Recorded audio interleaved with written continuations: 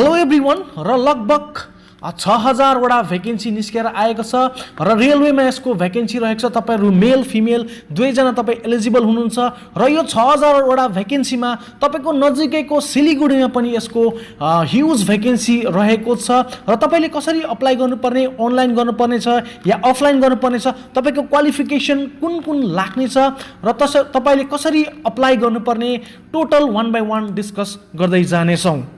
र यदि तपाईं यस भिडियोमा नयाँ हुनुहुन्छ भने यस्तै प्रकारको जब नोटिफिकेसन नेपाली ल्याङ्ग्वेजमा हेर्नका लागि अनि पाउनका लागि तपाईले यस च्यानललाई लाइक अनि सब्स्क्राइब पनि गरिराख्नु होला।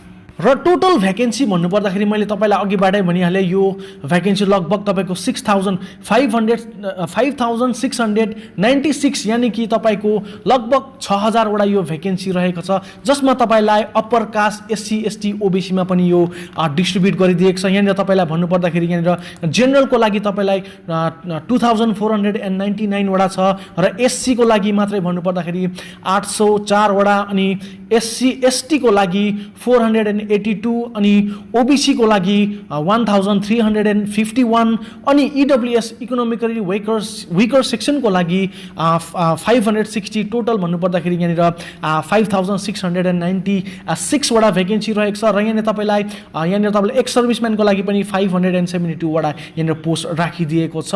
र 1 बाइ 1 पोस्ट भन्नुपर्दाखेरि तपाईको यहाँनिर सिलिगुडीमा तपाईको भ्याकेन्सी भन्नुपर्दाखेरि याद गर्नु होला यो टोटल भ्याकेन्सी सिलिगुडी, कलकत्ता, तपाईको यहाँनिर गुवाहाटी नजिकैको यी मालदामा पनि तपाईको यो भ्याकेन्सी रहेको छ र 1 बाइ 1 तपाईले हेर्दै जानु होला। र सिलिगुडीको भ्याकेन्सी भन्नुपर्दाखेरि यहाँनिर तपाईलाई जेनरललाई 27 वटा भ्याकेन्सी दिएको छ र एसटी लाई 10 वटा अनि यहाँनिर एसटी लाई 5 वटा अनि ओबीसी लाई 18 वटा भ्याकेन्सी दिएको छ भने यहाँनिर इकोनोमिकली वीकर सेक्सन को लागि 7 वटा भ्याकेन्सी दिएको छ अनि एक्स सर्भिसम्यान को लागि यहाँनिर 7 वटा भ्याकेन्सी दिएको छ।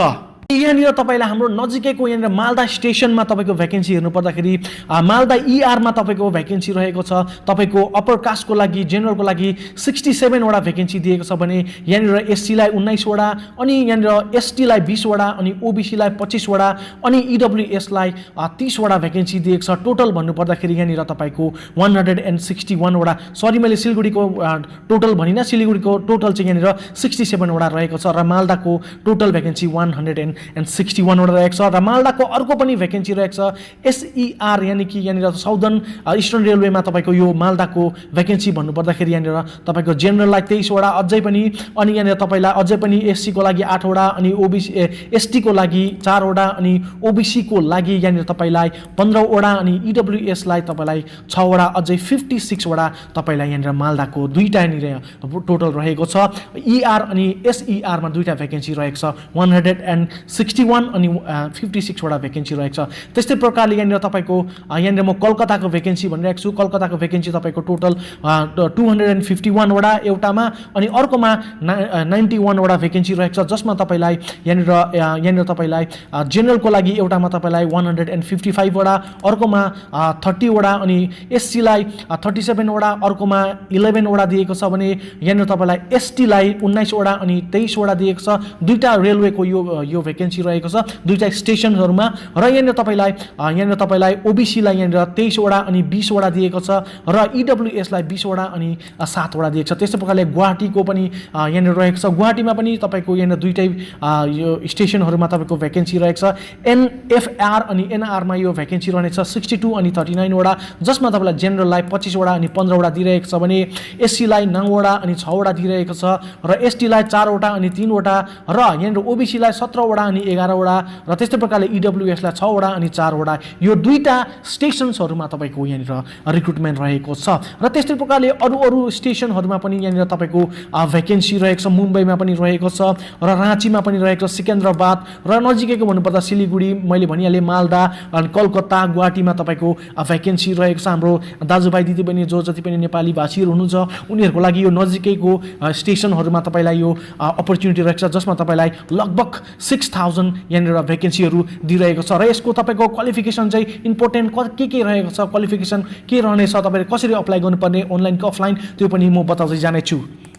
यहाँनिर तपाईँको लास्ट डेट अफ एप्लिकेसन भन्नुपर्दाखेरि यहाँनिर ओपनिङ डेट तपाईँको एप्लिकेसन स्टार्ट हुने ओपनिङ डेट तपाईँको रहेको छ 20 तारिक 1 महिना 2024, यानि कि अलरेडी यो 20 तारिक जनवरीदेखिको स्टार्ट भइसकेको थियो र यो नोटिफिकेसन यहाँनिर government of India ministry of railway recruitment बोर्डको तर्फबाट रहेको छ।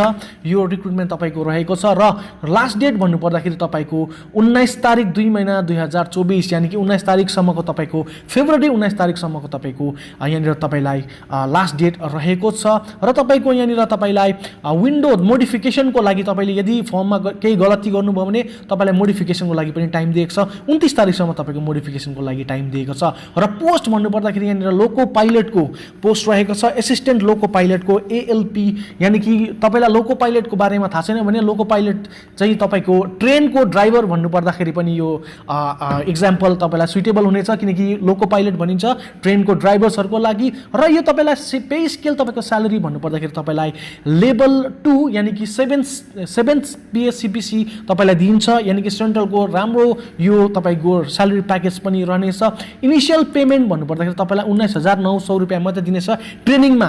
त्यसको बाद तपाईले डाइरेक्ट 7th पे लेभलको CPC तपाईले थाप्नुहुनेछ र मेडिकल स्ट्यान्डर्ड तपाईलाई दिनेछ। मेडिकलमा तपाईको केही पनि खर्च आउने छैन, तपाईलाई A1 को तपाईलाई मेडिकल फ्यासिलिटी पनि दिइन्छ र एज लिमिट भन्नुपर्दाखेरि 18 इयर्स टु 30 इयर्स रहेको छ, जसमा SC ST OBC लाई एज रिल्याक्सेसन दिएको छ। त्यो कति रहेको छ म तपाईलाई बताउँदै जानेछु। अहिलेलाई भने 18 इयर्स मिनिमम अनि म्याक्सिमम 30 इयर्स रहेको छ, जो चाहिँ जेनरलको लागि रहनेछ। र यहाँ तपाईलाई मैले भ्याकेन्सी भनिहालेँ 5669 भ्याकेन्सी रहेको छ र यसको क्वालिफिकेसन भन्नुपर्दाखेरि र एलिजिबिलिटी क्राइटेरियामा तपाईको एजुकेसन साथसाथै मैले तपाईको यहाँनिर एज लिमिटको एज रिल्याक्सेसन भन्नुपर्दाखेरि मैले अघिबाट भनिहालेँ जेनरलको लागि 18 वर्षदेखिको लिएर 30 वर्षसम्म तपाईको एज लिमिट रहेको थियो भने तपाईलाई SC ST लाई 5 वर्षको एज रिल्याक्सेसन तपाईलाई यहाँनिर दिइहालिएको छ र OBC को लागि 3 इयर्स एज रिल्याक्सेसन दिएको छ भने यहाँनिर एक्स सर्भिसम्यानको लागि 3 इयर्स 6 इयर्स अनि 8 इयर्स एकोर्डिङली रहेको छ, तपाईले हेर्न सक्नुहुनेछ।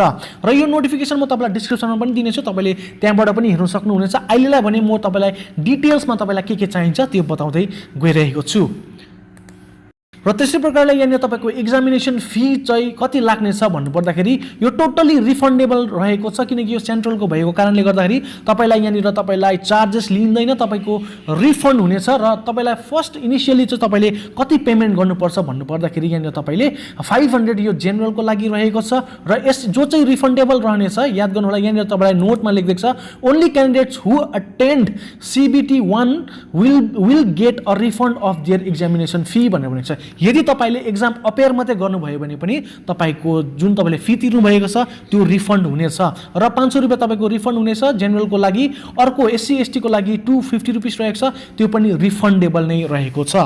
तपाईलाई क्वालिफिकेसन भन्नुपर्दाखेरि एसिस्टेन्ट लोको पाइलटको लागि क्वालिफिकेसन भन्नुपर्दाखेरि यहाँ तपाईलाई मेट्रिकुलेसन यानि कि 10 पास र तपाईलाई 12 पास गर्नुभएको छ भने पनि तपाईले अप्लाई गर्न सक्नुहुनेछ र तपाईकोमा ITI हुनुपर्नेछ र यहाँ डिफ्रेन्ट यहाँ तपाईलाई यहाँ क्वालिफिकेसन मागेको छ। 1 by 1 तपाईले हेर्दै जानु होला। यहाँ के रहेको छ भन्दाखेरि इलेक्ट्रिशियन इन्स्ट्रुमेन्ट मेकानिस्ट, यहाँ तपाईलाई मेन्टेनेन्स मेकानिक्स है, यहाँ तपाईको यहाँ रेडियो एन्ड टिभी इलेक्ट्रोनिक है, मेकानिक मोटर मेकानिक वायरम्यान तपाईले यदि ITI गर्नुभएको छ भने यो फिल्डमा तपाईले ITI गर्नुभएको छ भने मेकानिक डिजेल है, heat engine tuner machinist, refrigeration air conditioning machinist, यसमा तपाईले ITI गर्नुभएको छ भने तपाईले पनि अप्लाई गर्न सक्नुहुनेछ।